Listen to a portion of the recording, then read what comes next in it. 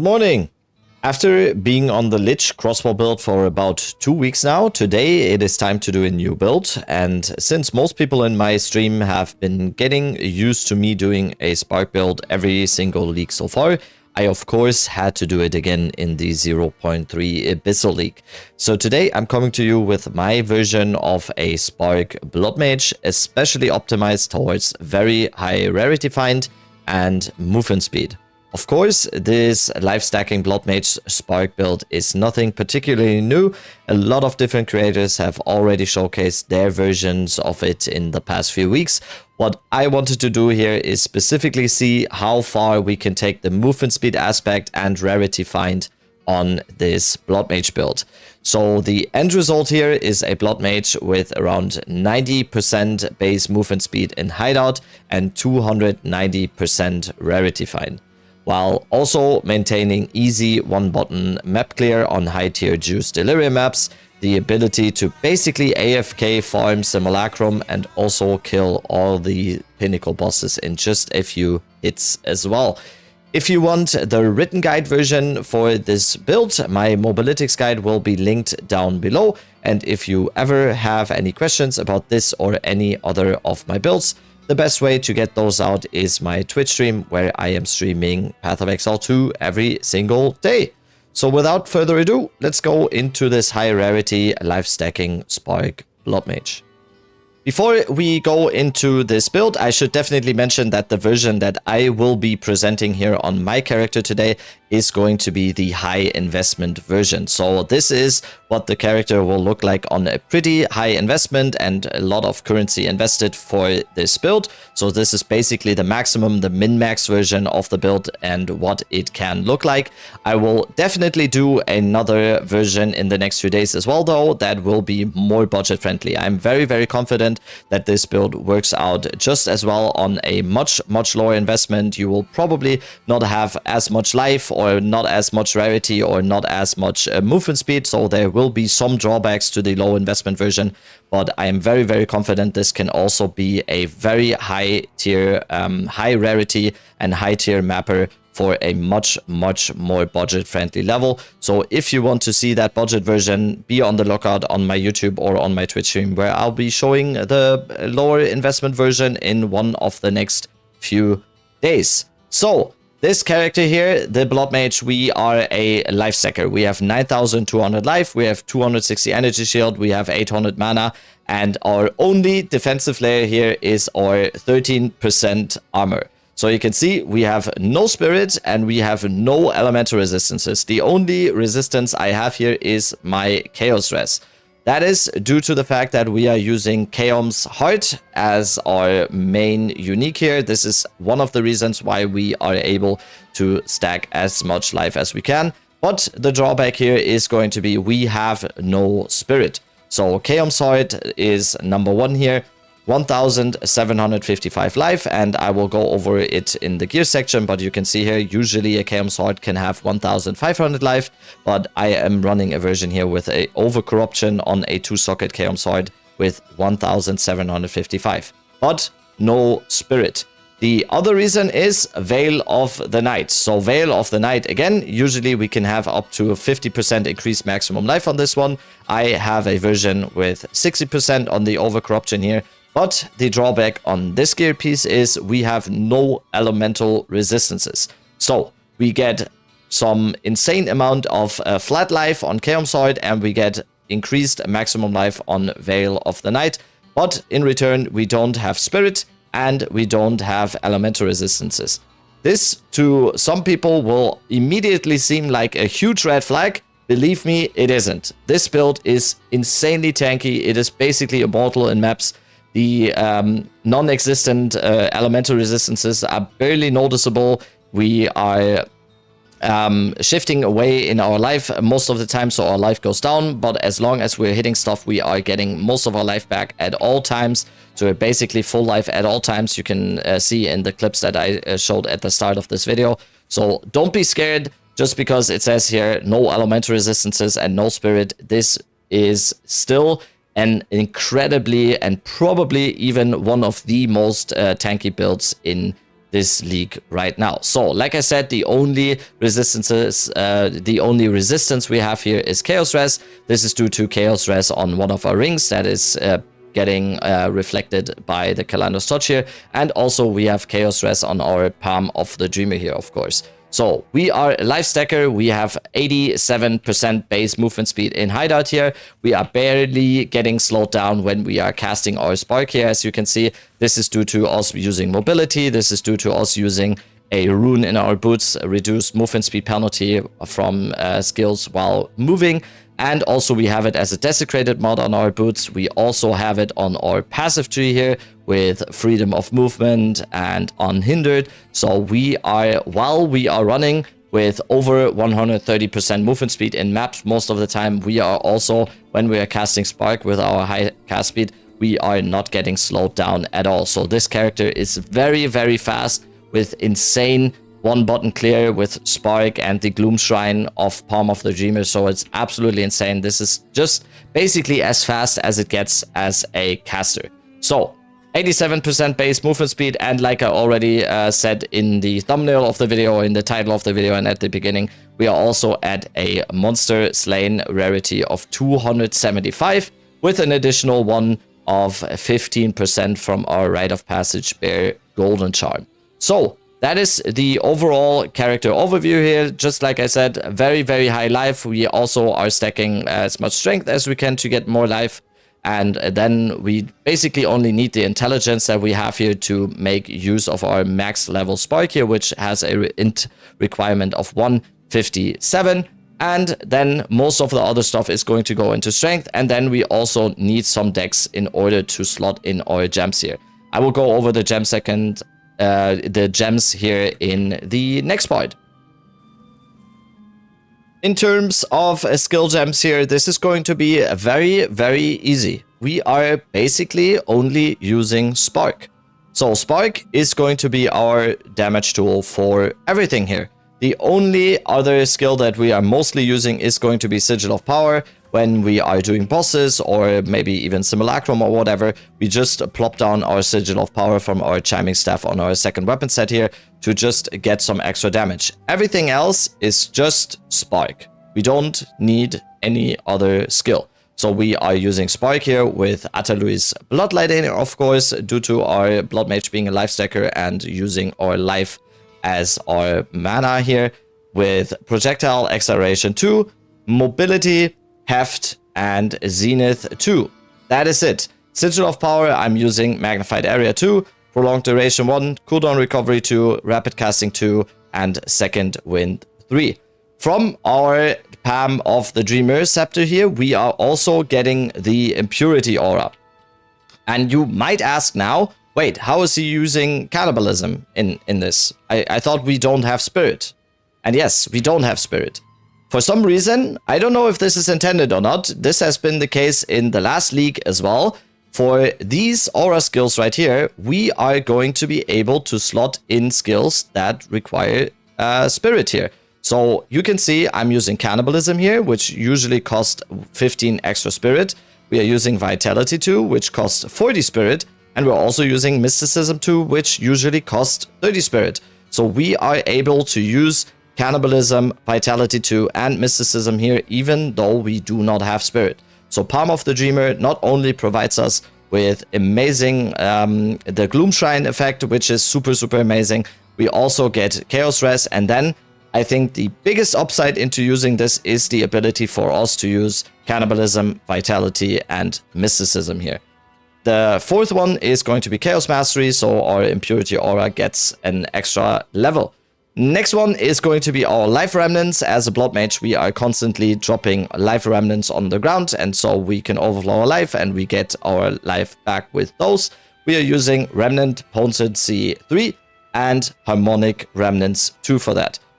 Now, I will show you the hidden part of the skill gems here. These skills on my skill gem section here, we are not using those. You can slot in anything you want here. The most important thing and the only thing you need is you need to slot in green gems. Green support gems in those and green support gems in Comet here. And then also red support gems in Eye of Winter here I've done. So you can see here 7 red support gems and 8 green support gems. Why am I slotting these in here if we don't even use these skills?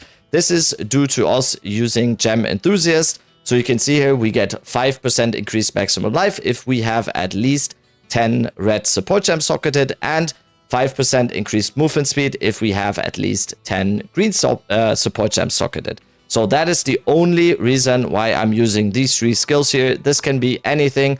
You can slot in anything you want here. So we only want this to get our 10 support gems and green and red. That is it for the skill gem section. This is basically a one-button build. If you want, you can truly make this a one-button build and not even use Sigil of Power if you want to. We are only using Spark. This is as simple as it gets. The Spark DPS here is at 600,000 with the Dreamer Scepter. And in the gear section, I will go over some alternatives that you can go for in terms of gear. But you can see here, if we, for example, use a +7 wand here, our Spark DPS goes up to 1.7 million. So yeah, this build is very, very high damage. The Spark just annihilates everything, whether you use the Palm of the Dreamer or a wand. That doesn't really matter. I haven't really ran into anything where I felt like, oh, I might need some more damage or anything. This is mainly what I'm doing here is movement speed to get faster and faster and faster, and then have as much rarity as we can to get insane currency drops. Damage is kind of takes a backseat here. So we are doing AFK Simulacrum, we're doing maps in super speedy ways, we're killing map bosses in 1 second, killing Zesht in like 3 seconds. So damage kind of takes a backseat here, so that is why we are mainly going for just speed and rarity. So next thing I'm going to talk about is all the gear choices. Going over the gear, let's start with the Palm of the Dreamer. I already said this is mainly to increase our clear speed with the constant Gloomshine. It is just amazing. It is the overkill. It's basically a trample toe in our weapon slot here. We also get damage as extra chaos damage, which is of course super nice. We get skill effect duration, which is of course also very good. We get the Impurity Aura to get even more Chaos Res. And then, like I already mentioned, we can even slot in some Spirit Support Gems into this. Next thing is going to be the Veil of the Night. Veil of the Night, you want one with as much increased maximum life as possible here. Next thing, Chaos Heart as well. You want ideally one with Overcorruption on the maximum life again. And then you slot in 2 sockets, the Soul Core of Jikwani, to even get more life.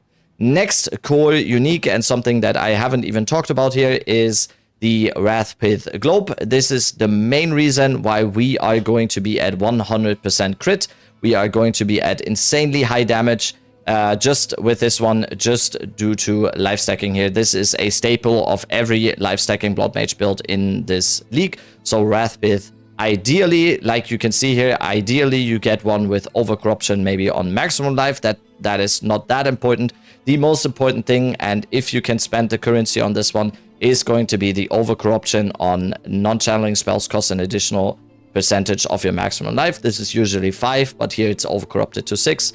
The next one is non-channeling spells deal 12% increased damage per maximum life again. This is normally 10%, but this time it's overcorrupted to 12. And then again, 6% increased critical hit chance per 100 maximum life. This is normally 5.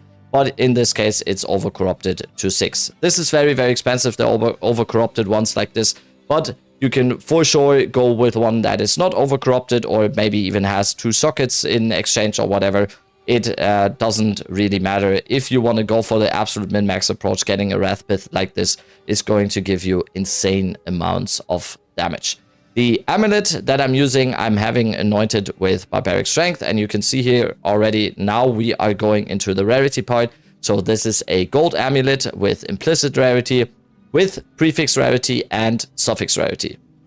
Next priority in terms of modifiers on this amulet is all spells, of course, and then we want as much flat maximum life as possible. So in this case, I have 182 flat maximum life, and then increased maximum life as a modifier as well. Also, of course, very, very important for this gear piece here to stack even more life.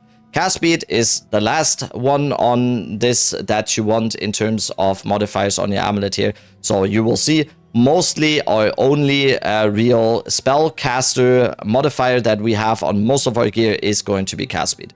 So cast speed as the spell modifier on this one. Another way you can do this here, you can forego the prefix rarity, for example, on your amulet, and then instead of that, you can get spell damage. So you can see this is also an amulet that is possible for this build.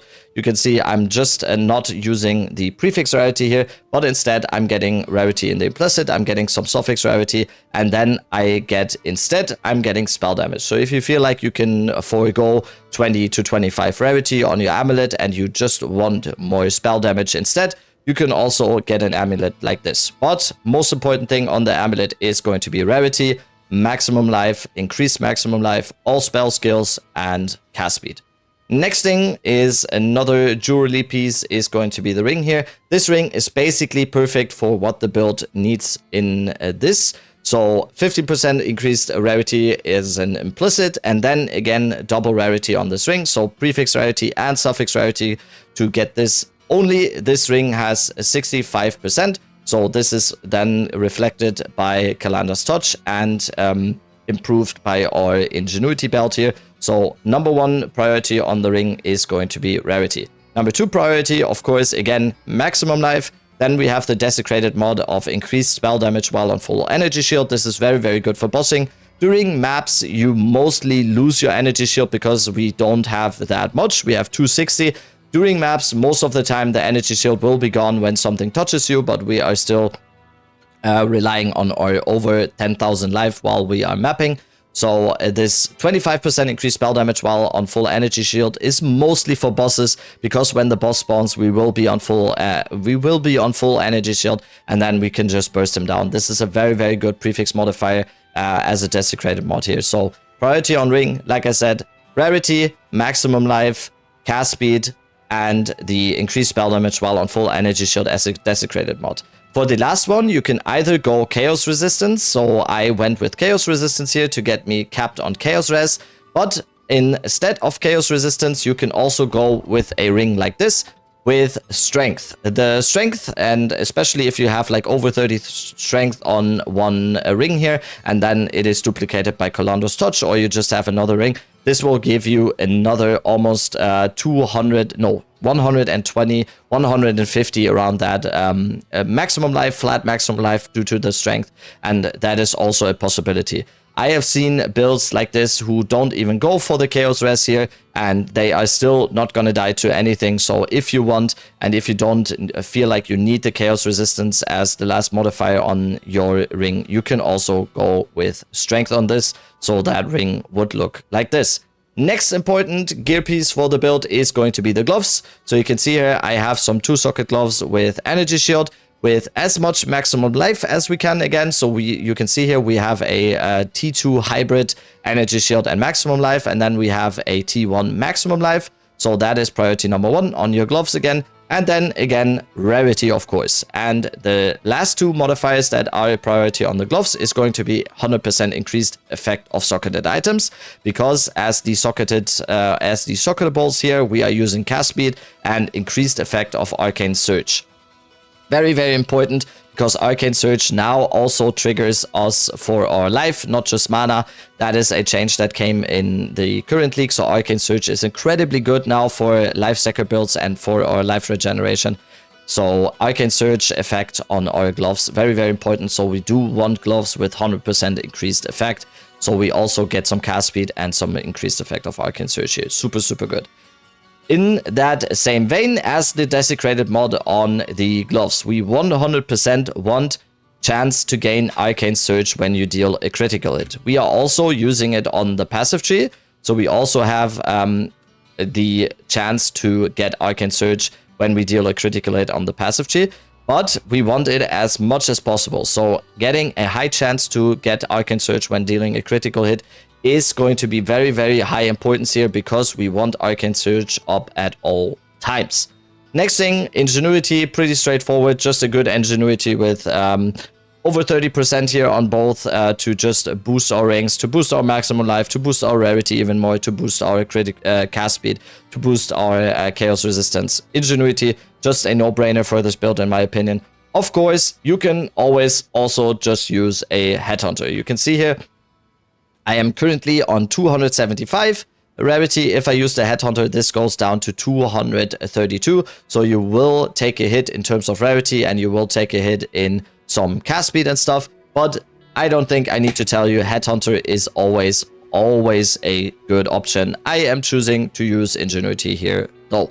So last one is going to be the boots. 3 socket boots here with movement speed. Again, as much maximum life and rarity as we can. And again, just like on the gloves, we have 100% increased effect of socketed items because we are using movement speed runes and the reduced movement speed penalty from using skills while moving rune. And then we also have it as a desecrated mod, reduced movement speed penalty from using skills while moving.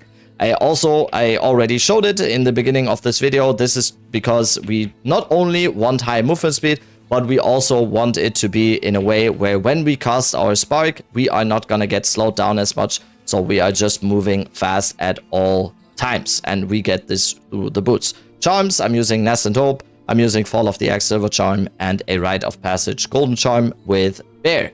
So, last thing, let's go over the passive tree. The full passive tree will of course be linked in the mobalytics that will be down below in the description, but let's quickly go over all the decisions I've made here on this passive tree. Okay. In terms of jewels, I'm using the Grand Spectrum Ruby 3 times.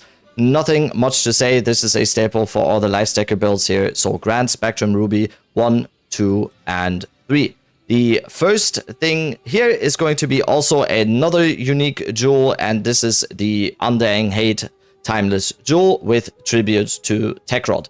We are using this in this slot because we only want the keystone Sacrifice of Blood from this. So any keystone in range of the Undying Hate here will turn into Sacrifice of Blood, which means we regenerate 1 life per second per 8 life spent in the past 8 seconds, and 50% more life cost of skills. So you can see, as more times we are casting and the more we are casting and spending life, the faster our life regen will be, and this will just make it so that at some point when we are actually just perma-casting and just killing stuff, our life will mostly be full all the time, as you can see here. So Techrod's on the Undying Hate is an absolutely important part about this build, and this is what makes the build so crazy. And this is super cheap as well. It doesn't really matter what the amount of souls here is, but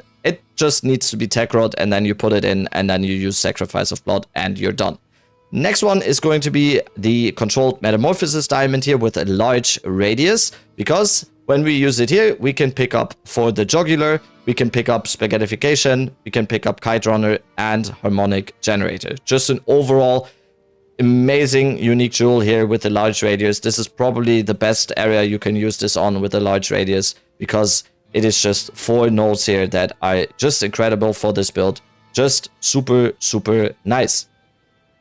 Next one is going to be the Heart of the Well. I'm using a Heart of the Well with 2% movement speed, 12% gain as extra lightning damage, 3% cast speed, and 45% chance to pierce an enemy, which is super nice for Spark, because the problem a little bit when we are clearing maps is a little bit that the Spark will hit the first enemy and then not really do anything else, but it will just kill the stuff that is in front of us. But if we have some pierce chance, or if we get it through the Heart of the Well here, this will make our clear much nicer. So Heart of the Well, movement speed, gain extra lightning, cast speed, and pierce.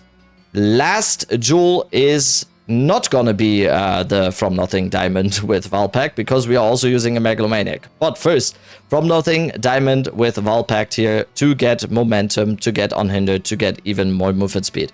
So last one, actual last one, is going to be Megalomaniac. You can basically do anything here. I'm using one with desensitization, which gives us increased critical damage bonus, and hits against us reduced critical damage bonus, which is nice for this build. And also I'm getting unhindered here with reduced movement speed penalty from using skills while moving.